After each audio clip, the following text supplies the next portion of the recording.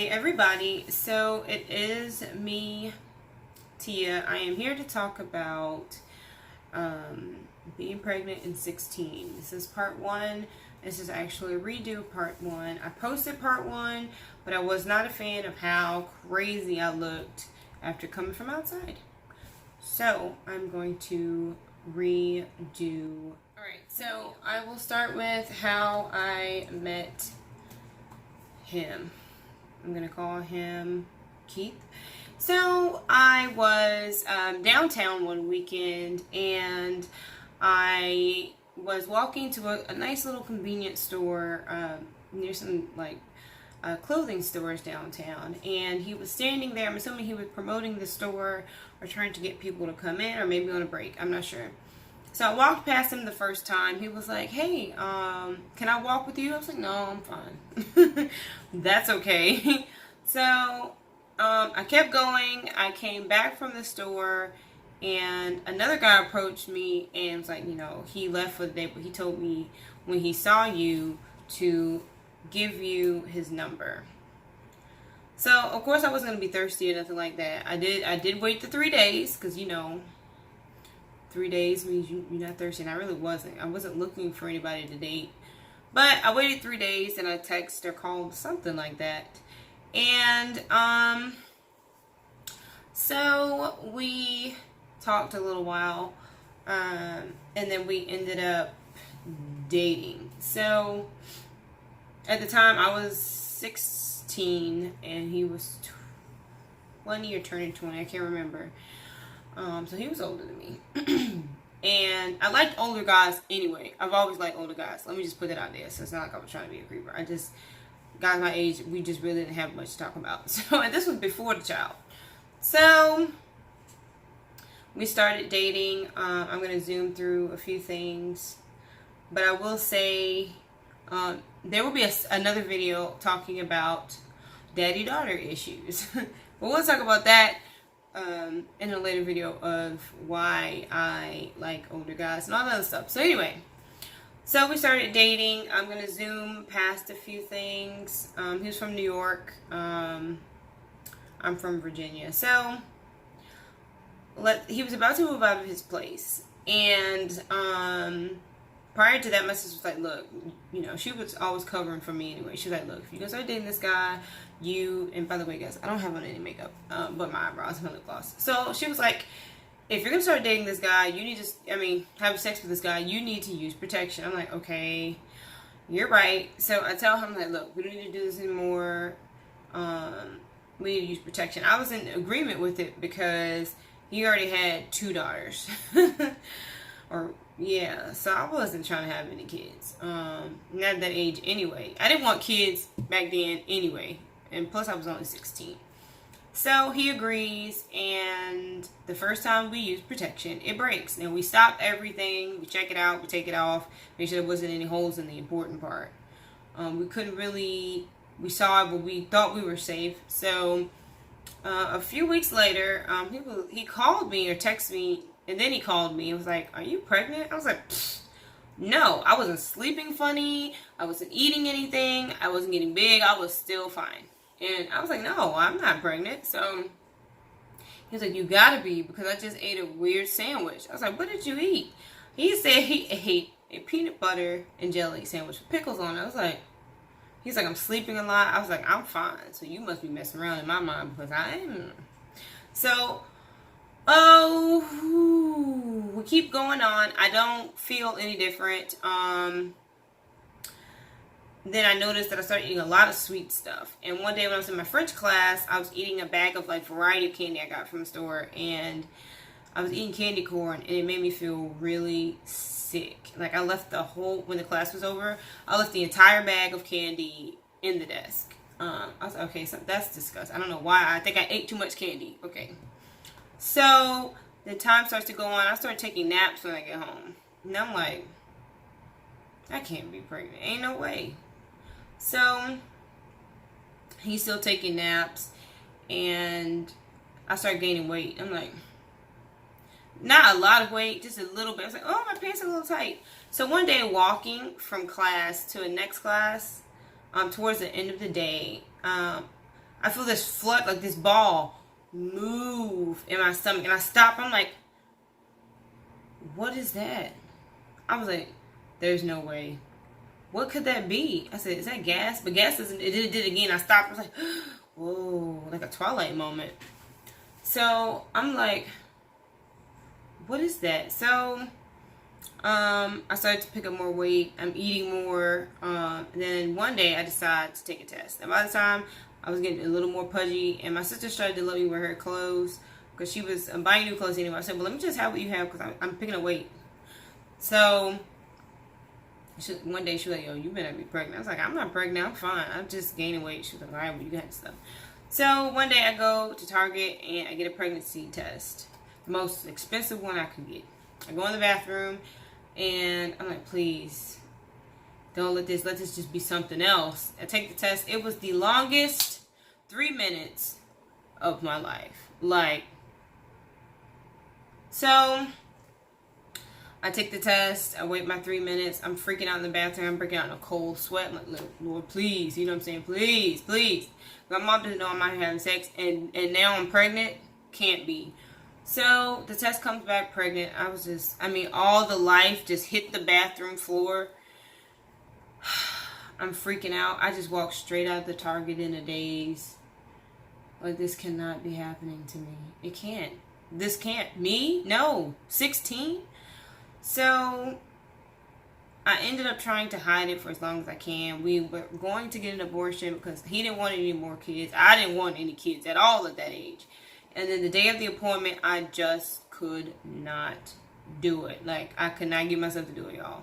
So I was like, I'm sitting on the bed. I'm like, I can't do it. I can't. Can I live with this? Am I going to be able to live with this? Am I going to keep this secret and go to my grave with it? I can't kill somebody. So, regardless of everybody else's opinion, this was my opinion after speaking with the nurse the night before, and she was completely nice. She's like, you can always back out, and just a complete sweetheart. And, she told me of the symptoms of the screaming babies and all the pain. You have to have somebody to be with you because you're not going to be able to drive or whatever. Or much like walk really after you're done. So I'm like, how I'm gonna hide this, go back home until I'm just having stomach pains or whatever. I couldn't do it. So he and his brother ends up getting in trouble in New York, and he goes back to New York to support him. And so over the summer, school was coming to an end. I started getting a little bigger. I was like, I'm not gonna be able to hide this much longer. So I ended up telling my mom this huge lie about how I got pregnant, and she would not let me go anywhere by myself. So then like a few days later, I was like, that's not right. Let me tell the truth. Because my sister came to me. She like locked me in the bathroom. She was just crying. You can't lie. You got to tell her how you got pregnant. Because blah, blah, blah. So I ended up telling my mom the truth. And it was bad. Super bad. So I'm going through this pregnancy by myself. He, at the time, my family was going through the struggle, and just horrible time to be being fast. So let me see. My mom calls the OBG. She used to work at Rex Hospital here in North Carolina, and she called the OBG because she had my brothers there, and it's a really good hospital. So the nurse on the phone is like laying it on thick.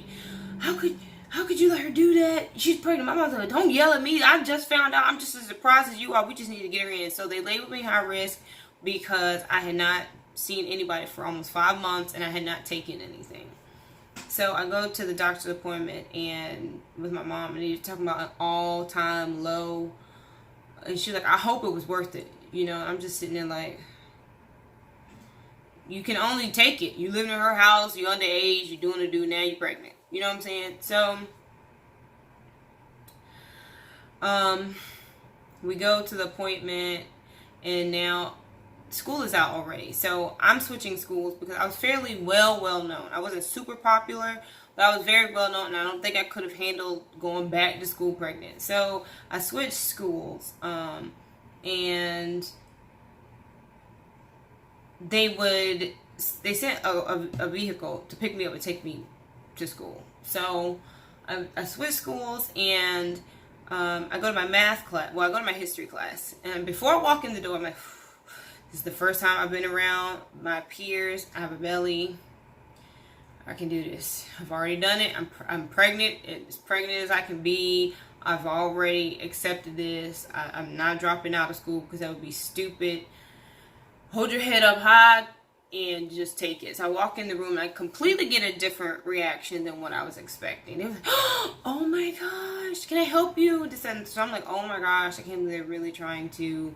And there's this really sweet guy in there, and he was like, I don't mean to be rude. Is it okay if I carry your books for you or whatever? So I'm fine. And then he asked me if he could touch my stomach. And everyone's like, this one girl was like, boy, she doesn't want you touching her stomach. Why would you ask? I was like, yeah, I don't really know you. You know, they say you're not supposed to have everybody touching on your belly. So, my math class comes, and this is it used to be a big cathedral, and they turned it into a school. So I go to my math class, which is like in a basement. So I'm going through like multiple staircases. It wasn't too bad until I got to the end of the pregnancy, and then I couldn't breathe. So I go, and there was this guy that I used to be really cool with. We used to sing duets together. I never dated this guy or did anything. There was like no strings attached. And I just one day just stopped talking to him. So he was in the class. I was like, oh, please. So I kind of put the textbook on this side so I can sit down in the desk. And then my old friend Russell sat directly adjacent from my desk in the front. Oh my gosh, it's Latia. And he saw my stomach, was like, at that point I was like, screw it, move the book. And then Alonzo looks at me, he's like, so he already knew. He asked me, he was like, it wasn't the same day, maybe a few days later. He was like, is it by the guy you were dating? I was like, yep. He was clearly upset. So as time went on, school got good. Let's go ahead and jump to labor. So I was getting ready for school. I was going to start getting ready for school. I normally would get up at like 5 or 6 o'clock. At like 5-ish, my stomach I was having like these weird pains on the left side. And normally my son me to put pillows there and put it underneath my belly, and that he liked to sleep on pillows too. So I did that. It didn't work. I tried the opposite side. It didn't work. I was like, what is this? So another hour goes. It's time to get up for school. I'm like, okay, my stomach is tightening up. I was like, oh shoot. I'm in labor. So instead of me freaking out, I was like, oh my gosh, I gotta wake my mom up. She's about to freak out. So I'm the one instead of me, I started giggling. I'm laughing like, I can't believe it. I gotta go tell my mom that I'm in labor. I need to make sure she stay calm, not me. I need to make sure she's breathing. Like, this is the kind of stuff I'm saying. So I go, and she's like, I'm like, Mom, wake up. What? I think I'm in labor. She shoot up out the bed. I said, whoa, calm down. Just breathe. So, oh my God, Tia. She's like, okay, we'll call your ride and tell her that you're not, you're in labor, you can't come. So I tell her, she's like, oh my gosh, congratulations, keep me up to date. And I'm just like numb to the whole situation. Like, I can't believe I'm actually doing this. But let me back up a little bit. So the night before, I had a gallon of water, and I was chugging that jug, and I would fill it back up. I had never been so thirsty in my life. And then my feet swole up. My feet had never been swollen my entire pregnancy. Like, I didn't feel like I was pregnant with my first child. It literally felt like I was just fat. Like, that's all I can explain. Like, I didn't have, like, morning sickness after the candy incident. I was never sick again. The only thing that was weird was smells. I still, to this day, hate hazelnut coffee creamer and that Victoria's Secret candy perfume. Like, you can't give me $1 million to wear that stuff or drink hazelnut. It's disgusting. So I don't go to the hospital till about 10 that night. My mom calls 911, like, please don't cut the sirens on, we don't want to wake everybody up. So we go to the hospital. I'm fine. And then my contractions, my water did not break with my son, so they had to use the little thing to press my stomach and break my water. So I took labor like a champ. The contractions were going to 80%, and I could tolerate. I knew if it went on past 80 on that scale, I would have been done. But I could handle 80%. And I just wanted to make sure I got to the hospital on time so I could get my epidural. I don't care about nothing else. before birth, but the epidural. So, and I was reading a book, and my mom told me, it's as long as an unsharpened pencil. I saw them bring the tray in. I didn't look at it because I would have freaked out. I just turned my head. They gave me the pillow. She's like, okay, you have to hold your head. I'm going to hold your shoulders. Do not move, or you could possibly become paralyzed. That freaks anybody out. So trying to stay calm. Your hands are sweating. They pinch you with the numbing needle. I'm like, please don't let me feel this long one. Please, please, please. Like, duh, numbing needle. So I get the epidural. Everything's going smooth. It's like, okay, it's like 5 something. She's like, you may want to take a nap because this is going to take everything in you to push this child out. And by the way, I had a midwife. My midwife was the best. Dr. Burton, if you ever come across this video, you are just amazing. So she's like, I'm going to go pop some more kids out. I'll be back and take a nap. I promise you, it felt like I closed my eyes for 5 minutes. And it was 7 in the morning. So they woke me up. All right, it's time to push. I was like, what? Holy shoot. Holy crap. Holy shoot. Holy crap. I'm really about to do this. I'm about to meet this child that I did not want. And still was having mixed emotions. I was coming around, but I wasn't really attached because this wasn't planned. I decided to take responsibility for this. So this isn't your normal pregnancy. Oh my gosh, I planned. I'm so excited. So you have to learn to love this child. You can say what you like. If you've had an unexpected or unplanned pregnancy, you have to learn to love your child eventually. And it's not the child's fault. So I pushed 2 times. On the 3rd time, they were like, I was ready to. They said, you're ready. It's time. Do it. I'm like, really? Because the epidural was so good. So on the 3rd attempt, I'm grabbing my knees. He kicks and flies out. I'm not making this up. And I heard him crying, and I just broke down, and I sobbed. I don't want to cry. I sobbed so bad because I did not want him. I cried and cried and cried holding him because he was the sweetest little thing I had ever seen in my life. And it was just, that moment was just everything that I went through, all the suffering, the shame, embarrassment. It was worth it in that moment. So the nurses had no clue that I had 2 younger brothers, and my mom taught me and my sister how to take care of them and change diapers, bottle, swaddle, cleaning, all of that. So they're like, wow, you really, I'm like, yeah, I'm not completely an idiot. So, they didn't really have to teach me how to do anything. So they didn't teach me anything, to be honest.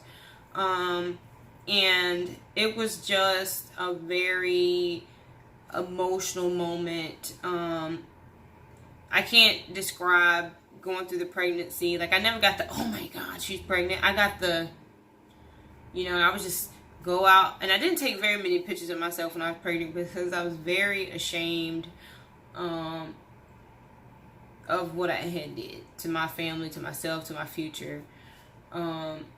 But he is just the light of my world. Like, he changed everything for me. Once they gave him to me and I closed my eyes for the first time and opened them, you can ask anybody.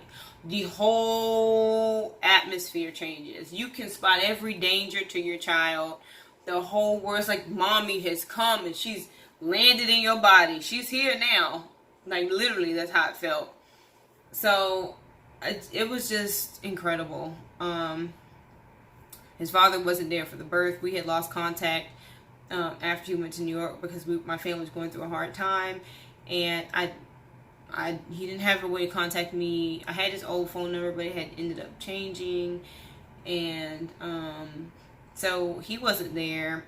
And then later on in part 2, I'll explain to you what happens after the birth. Thank you guys so much for watching. Stay tuned for part 2.